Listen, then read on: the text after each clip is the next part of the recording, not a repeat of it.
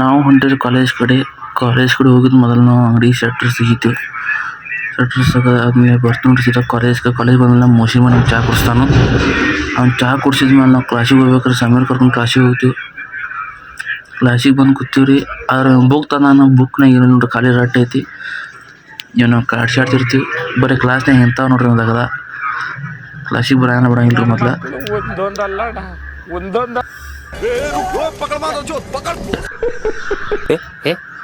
ಕ್ಲಾಸಿಗೆ ಬಂದು ಕೂತಾರ ಮೇಲೆ ನೀವು ನೋಡ್ರಿ ಕ್ಲಾಸ್ ಮುಂದೆ ಸರ್ ಪಾಠ ಮಾಡ್ತಾನ, ಪಬ್ಜಿ ಆಡತಾನ. ಅಪ್ಪ ಅಮ್ಮ ನಿನ್ನದು ಏನು ಅಂತ ಹುಟ್ಟಿಸ್ಬಿಟ್ರು.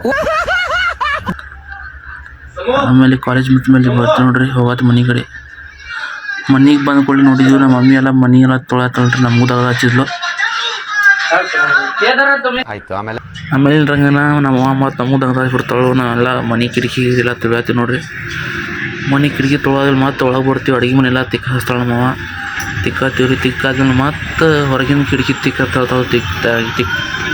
ತಿಕ್ಕಿ ಎಲ್ಲ ಹಸಿರು ಮಾಡಿಬಿಡ್ತೀವಿ. ಅಲ್ಲಿ ಬಿದ್ದಿದ್ದು ಮನ್ಯಾಗ ಬಿದ್ದಿದ್ದು ನೀರೆಲ್ಲ ಹಸನ್ನಂಗೆ ವೈಫರ್ ತೊಗೊಂಡು ಸ್ವಚ್ಛ ಮಾಡತ್ತಾನ. ಮತ್ತೆ ಯಾರು ಜಾಗ ಹೊಡೆದತ್ತ. ಇವ್ನು ಅಲ್ಲಿಂದ ಸೀದಾ ಅಂಗಡಿಗೆ ಬಂದು ನಮ್ಮ ತಪಾನ ಬಗ್ಗೆ 2 ಡಜನ್ ತತ್ತಿ ಕೊಟ್ಟು, ಆಮೇಲೆ ಇವ್ರು ಚಿಕನ್ ಕೊಟ್ಟು, ಆಮೇಲೆ ಇವಂಗೂ ತತ್ತಿ ಕೊಡ್ತಾನು. ತತ್ತಿ ಕೊಟ್ಟಾದ್ಮೇಲೆ ಅವ್ರು ನಮ್ಮ ಸೌಜಂಗ ಲಾಸ್ಟ್ ಗಿರೇಕ್ ಕೊಟ್ಟು ಅಂಗಡಿ ಬಂದು ಬರತ್ತಾನು. ಸಿಗುಣ್ರಿ ನೆಕ್ಸ್ಟ್ ಬ್ಲಾಗ್ನಾಗ. Thank you.